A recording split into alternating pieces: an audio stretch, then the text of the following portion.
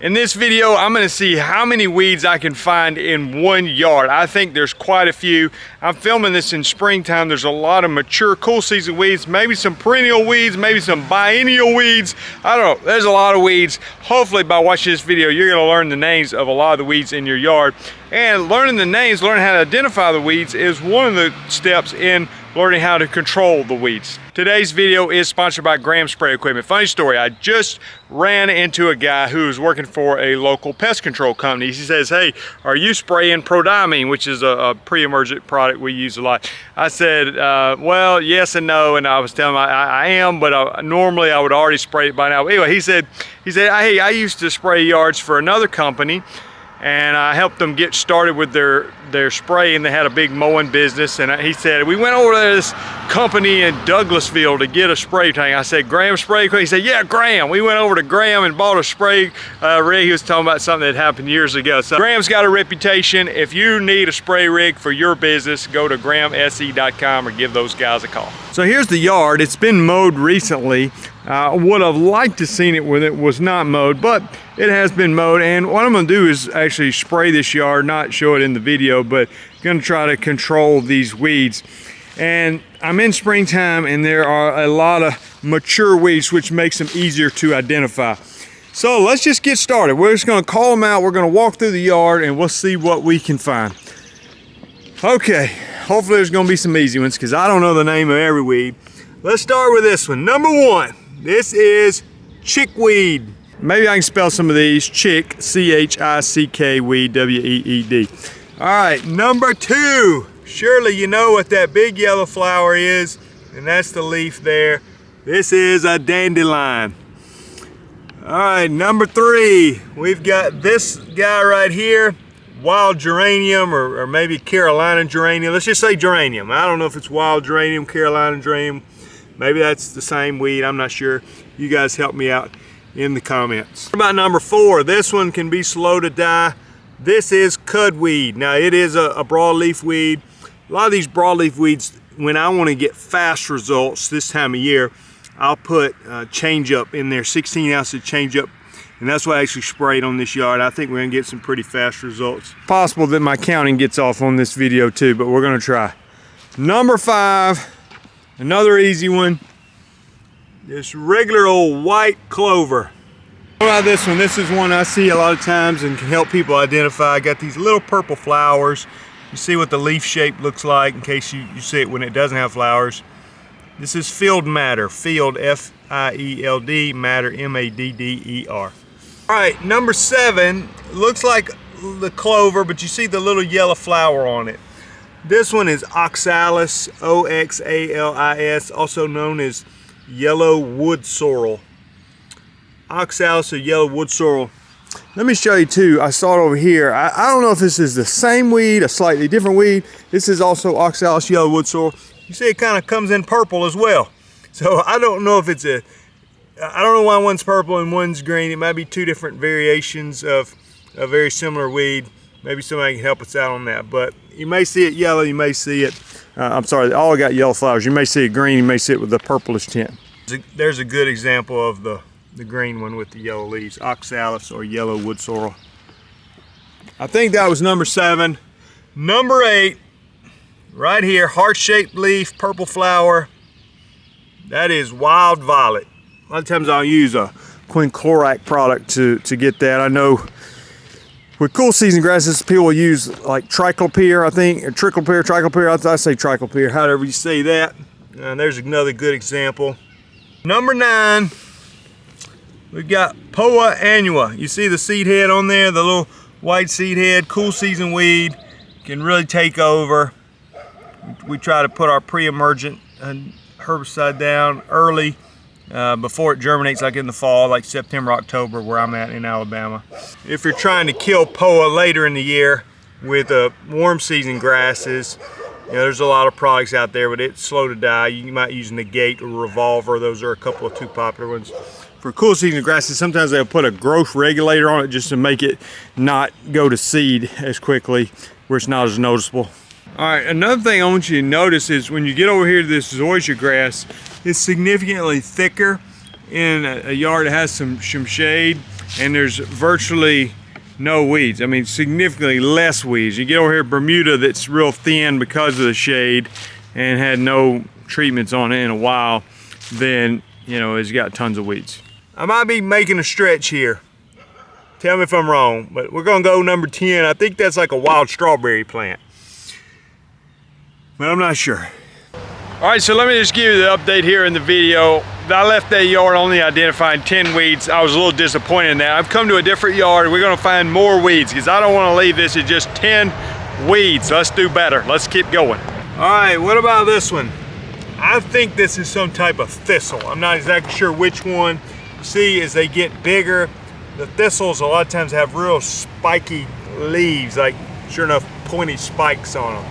So you can look up the different types of thistle if you see one that looks like that. What about this weed?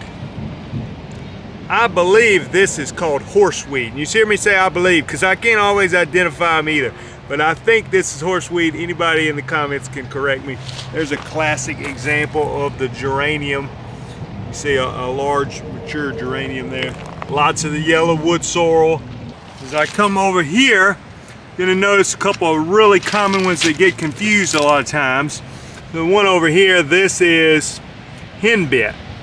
And then the one right beside it with a slightly lighter colored flower is purple dead nettle. The way I compare them is, I look at the flower, the leaf, and you think about playing cards. The leaf on the henbit looks like clubs to me. The leaf on purple dead nettle looks like spades. So henbit, purple dead nettle. Henbit's clubs, purple dead nettle spades. I believe that was 13. Let's go on to 14. We've got two different weeds here. We're gonna call this 14, 15. This is wild garlic. Usually has a lot of different leaves on it, smaller, thinner when compared with onions. Wild garlic is gonna be hollow. If you break it off, it's hard to see on here. It's actually a hollow leaf. Where you compare that with an onion, usually less leaves, bigger, thicker, taller, and if you break it off, it's solid. I guess another way to tell, one smells like an onion, one smells like garlic. The wild onion here compared with wild garlic here. All right, what about this one? Got little tiny purple flowers on it right here. You can see what the leaf looks like. I think this is vetch, V-E-T-C-H, vetch. I saw one of these earlier that had a lot bigger specimen, but I think this is a fleabane. I hope I'm saying that right. Flea, F-L-E-A-B-A-N-E, fleabane. There's different types. I don't know which type it is.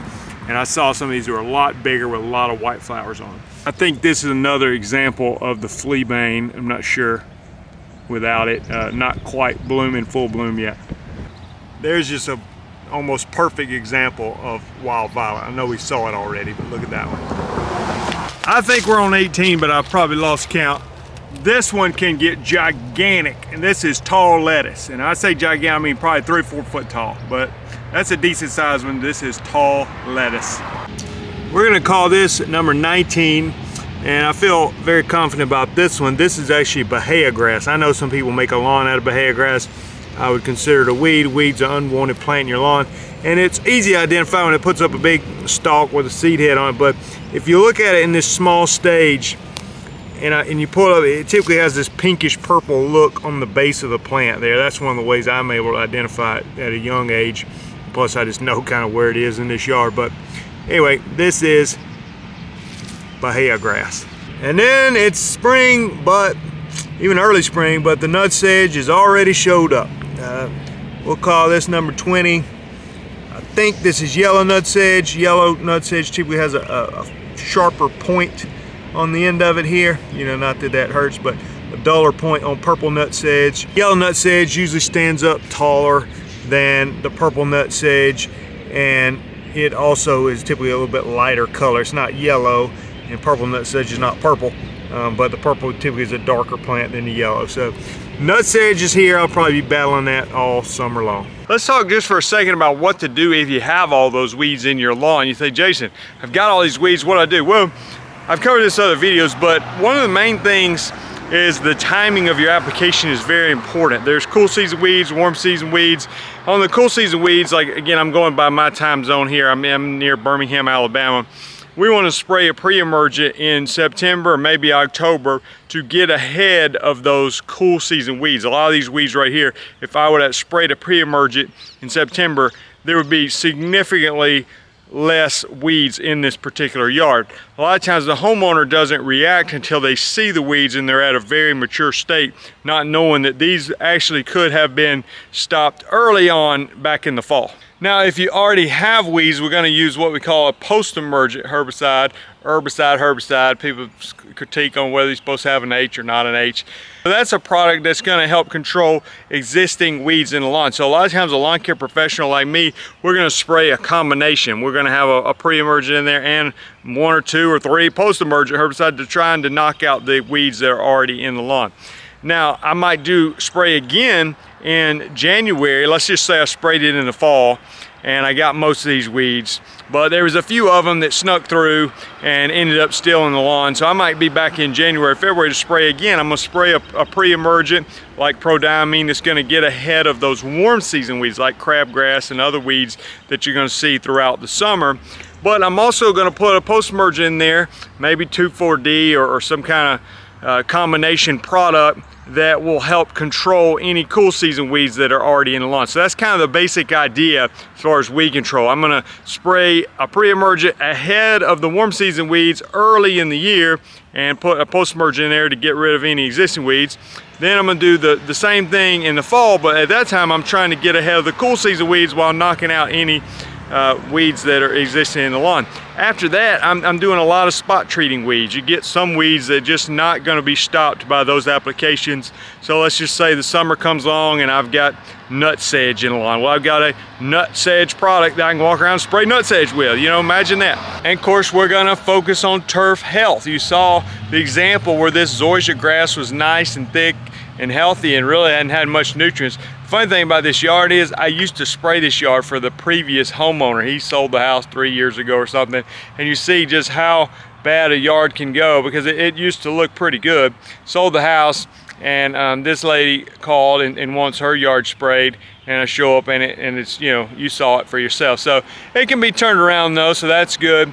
And I encouraged her. She was saying she might want to get some sod. I said, you know, you really should consider getting zoysia sod, especially in these areas where the Bermuda grass is very thin. It's on a slope. Zoysia is going to hold that slope better and definitely tolerate the shade much better than Bermuda grass. Hopefully I've taught you something in this video. Taught you 20 different weeds that you might see in the lawn. A lot of these cool season weeds did show you some warm season weeds that are already showing up. There's a whole new batch that's coming soon in a lawn if you're in the summertime, when often these will die out in the late spring in my area, and then the warm season weeds will start filling in. There is that time in the spring where you got a lot of mature cool season weeds and some early warm season weeds, and you can learn the names of a lot of them.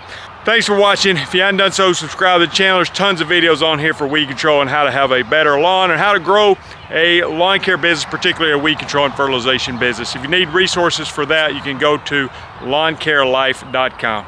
We'll see you guys in the next video.